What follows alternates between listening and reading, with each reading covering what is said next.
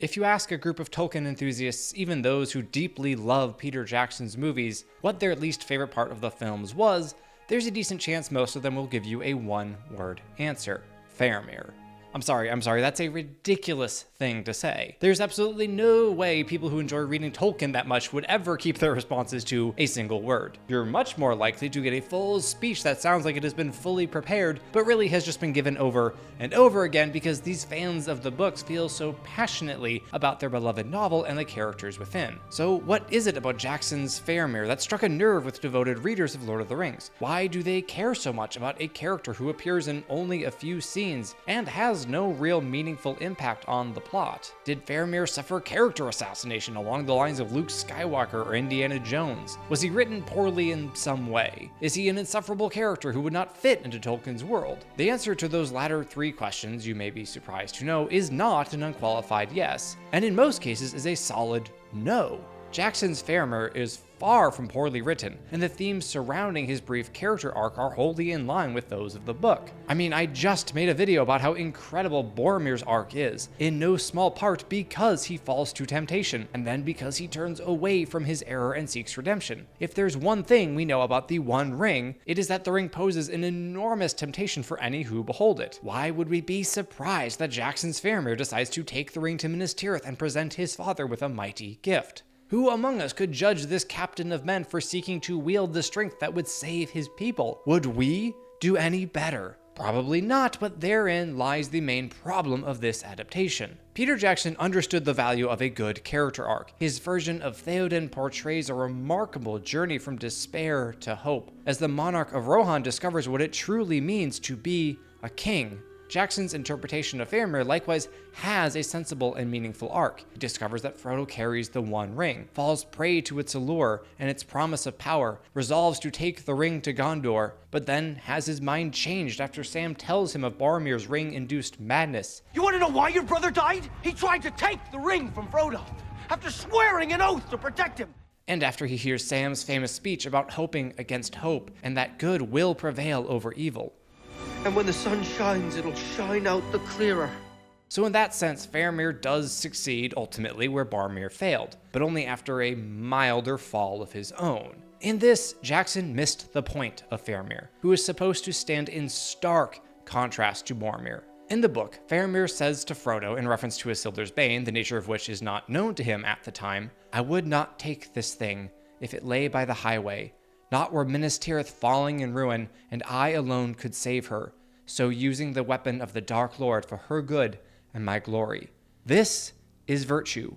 When we talk about established, cultivated virtue, we refer to someone acting as Faramir does in this moment. Someone who does not hesitate in his refusal of temptation. Characters who struggle, falter, fail, and have to be redeemed are incredible examples, and we absolutely need them, but we also need characters further along that road of growth. Ones who have perhaps failed in their own way, or ones who have, through whatever means, developed superior strength of character. These paragons of virtue aren't often placed at the center of a given story, because their lack of need for growth makes them more of a challenge to write in a compelling fashion. It's not at all impossible to pull off. Maximus in Gladiator and Steve Rogers in Captain America and the Winter Soldier are two examples of men who don't grow significantly in wisdom, humility, or prudence, but who are faced with other challenges and have to adapt their viewpoint on certain issues. But for the most part, paragons of virtue tend to serve best as secondary characters. They are often advisors such as Gandalf, Iroh, and Obi-Wan Kenobi. Faramir doesn't really fit that role. He doesn't have much of an impact on Frodo's journey at all. The main piece of advice he offers is to not follow Gollum to Cirith Ungol, which Sam and Frodo do anyway because what choice do they have? So what is the point of Faramir then? When I said a minute ago that Jackson missed the point, I did not mean that he shot wide of the target entirely, but rather that he failed to hit the bullseye. Quite on purpose, as it turns out. When interviewed about the changes made to the Ranger Captain, Jackson explained, "We've spent a lot of time in the last film and in this one to establish this ring is incredibly powerful. Then to suddenly come to a character that says, 'Oh, I'm not interested in that,' to suddenly go against everything that we've established ourselves is sort of going against our own rules. We certainly acknowledge that Faramir should not do what Boromir did, and that he ultimately has the strength to say, 'No, you go on your own way, and I understand.' We wanted to make it slightly harder, to have a little more tension than there was in the book. I see where Jackson was coming from here, but I definitely do not agree with his line of thinking. If you want to explain how Faramir could resist the ring where Boromir could not, a very simple explanation would be that Faramir had only just stepped into its presence, whereas Boromir had witnessed it at the Council of Elrond, had gazed upon it for hours, and had been traveling alongside the ring-bearer for months. Certainly, were Faramir to take the ring, he would not be able to resist it. Even if he were to allow himself to consider taking the ring, he might fall to that temptation. But he doesn't. Faramir refuses the temptation outright, before it can establish the smallest beachhead within his mind. He tells Frodo, "Even if I were such a man as to desire this thing, and even though I knew not clearly what this thing was when I spoke, still I should take those words as a vow and be held by them. But I am not such a man. Or I am wise enough to know that there are some perils from which a man must flee." Faramir doesn't triumph over the ring. He doesn't stare down the will of Sauron and win. He simply refuses to play the game, because he knows he wouldn't win. That is the virtue of humility, of knowing yourself, your abilities, and your limits. If we look at everyone whom the ring tempts, they are all tempted to some form of grandeur. Even Sam is given a vision of all of Mordor transformed into an enormous garden. And how does he resist that temptation? You guessed it, through humility, through proclaiming that his own simple gardens worked by his own hands would be enough for him. Faramir refusing outright the thought of taking the One Ring wouldn't be a denial of the ring's incredible tempting power, it would be an acknowledgement of it. That is what Jackson missed. Let me put it this way. Let's say I have a crippling addiction to Oreos. Double stuff, obviously. I'm not insane. If I am working to purge myself of this vice of chocolatey, creamy gluttony and grow in the virtue of moderation, would my best option be to have a package of Oreos sitting open on my desk while I work, so as to strengthen my resolve through perpetual trial? As amazing as having 24 access to Oreos sounds, that would obviously be a terrible idea, because you know those 3 rows of cookies would be empty within a day. Okay, so should I instead keep the Oreos in the kitchen cupboard? No, I shouldn't have them in the house at all. As a matter of fact, I should probably have my wife do all the grocery shopping so that I'm not tempted to wander down the cookie aisle and pick up a pack or 3. I'm sure she won't mind. In doing so, I am not saying Oreos have no power over me, but rather, I know if I let myself, I would drown in a shower of chocolate cookie crumbs. This is exactly Faramir's attitude. This is why he tells Frodo, "I do not wish to see it, or touch it, or know more of it than I know, which is enough, lest peril perchance waylay me, and I fall lower in the test than Frodo, son of Drogo." Faramir freely admits the existence of his own weakness and vulnerability. He is not Tom Bombadil, who could act as if the ring was a child's plaything that had no effect on him whatsoever, because it didn't. Faramir clearly knows that if he took the ring, if he even considered taking the ring, he would fail. Ergo, he has to make the very idea of using the ring as a weapon of Gondor so preposterous that it is basically a joke. You may remember this line from the movie. Chance for Faramir, Captain of Gondor, to show his quality. You might be surprised to know that those words are lifted straight from the pages of the book. "And here in the wild I have you, 2 halflings and a host of men at my call, and the ring of rings. A pretty stroke of fortune, a chance for Faramir, Captain of Gondor, to show his quality." Upon reading that, you might think that Jackson's Faramir is in fact a faithful adaptation, but only until you reach the end of the next paragraph. Faramir sat down again in his chair and began to laugh quietly. He was making a joke. The words said in all seriousness in the movie are quite literally a joke in the book. Faramir mocks the very idea of achieving personal glory through capturing and using the One Ring. And in that mockery is what C.S. Lewis would call a sense of humor and proportion. In his book, The Screwtape Letters, Lewis writes from the perspective of an elder demon mentoring a younger fiend who is tasked with leading a human to damnation. In the passage to which I am referring, Screwtape advises his nephew Wormwood to attempt to draw his subject's attention to the fact that, in a given moment, he is being humble, and to feel pride at his own humility, and then should the human realize this prideful urge and humble himself yet again, repeat the cycle of smug self-satisfaction. But don't try this too long, for fear you awaken his sense of humor and proportion, in which case he will merely laugh at you and go to bed. Faramir was able to laugh at the thought of temptation, at the pride he may have felt at his successful resistance of its lure, and at the idea that he could be any more than he is. Again, this is true humility, genuine acknowledgement of one's place in the world, the very virtue against which Screwtape is warning Wormwood in that passage. By this virtue, as by all the others, the enemy wants to turn man's attention away from self to him and to the man's neighbors. Faramir is not interested in his own gain, nor in winning the laudations of others. When Boromir fell to temptation and tried to take the ring from Frodo, we read of how he envisioned himself at the command of the conquering Gondorian armies. And from Faramir, we learn of Boromir's abject disappointment that their family, the line of the stewards, could never ascend the throne of Gondor. Where his brother clearly had aspirations of grandeur, Faramir does not. He loves his city and country no less than Boromir did, but unlike his older brother, Faramir understands that the part he plays is but a small one, and yet he will do his duty as best he can, fighting as any good soldier ought to fight, with discipline, honor, and never forgetting the reason why he wages war. I do not love the bright sword for its sharpness, nor the arrow for its swiftness, nor the warrior for his glory. I love only that which they defend, the city of the men of Numenor, and I would have her love for her memory, her ancientry, her beauty, and her present wisdom.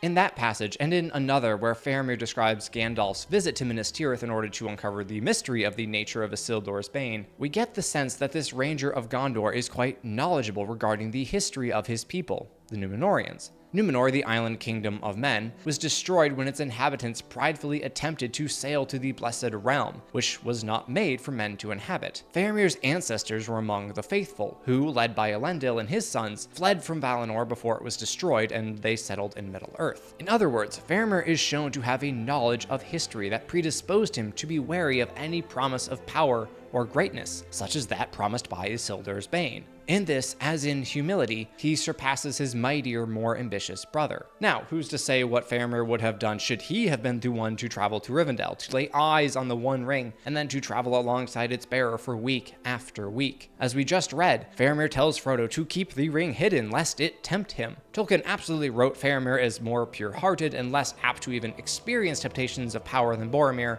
but certainly Faramir himself would be grateful that he did not have to resist the pull of the ring's presence on a daily basis for months on end. But Faramir did not go to Rivendell, so those musings remain merely a thought experiment. The reason that Boromir was present at the Council of Elrond is Denethor, although in the book Boromir goes more willing than in the movie. In both, however, Denethor commands that his elder son make the journey to Imladris to uncover the secret of Isildur's bane. Which leads me to my discussion of how the relationship between Faramir and his father was altered in the movie, and again, not in Faramir's favor. When Faramir arrives in Osgiliath with Frodo and Sam, he passes them off to Damrod, who will take them to Minas Tirith with a message for the steward. Tell him, Faramir sends a mighty gift.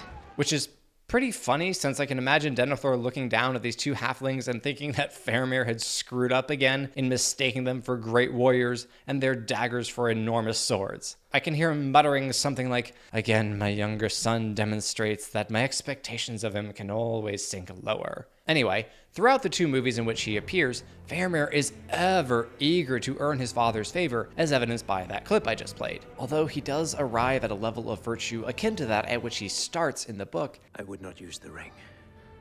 Not if Minas Tirith were falling in ruin and I alone could save her. his attitude is very much, "Look at me, Dad, I can be like Boromir too," which isn't great. Not that it doesn't make sense. Within the confines of the film alone, I have absolutely no problem with this writing. It speaks to a deep desire in all of us to be loved and appreciated. And when we are not given love and appreciation, when they are, in our view, unfairly withheld, we are wont to do drastic deeds in order to obtain them. The problem is that such reckless acts are not wise or prudent, and Faramir is supposed to be, among other things, wise and prudent. In the film, Denethor sends him and his men on a verifiable suicide mission, assaulting a fortified position already held by the forces of Mordor. In the book, he sends Faramir to Osgiliath before the orcs take it to reinforce the defenses there, a mission to which Faramir does object, as he believes he and his men would be better used defending Minas Tirith, but not one which is ridiculous and insane on the face of it. To be fair, this change makes Denethor look far worse than it does Faramir, who in both cases goes to fight a battle he believes to be ill-advised out of obedience to and respect for his father. But sending Faramir to hold the line in Osgiliath wouldn't show his desperation for Denethor's approval, as would having him charge headlong in a horde of entrenched orcs, which again, from a storytelling perspective, is perfectly legitimate.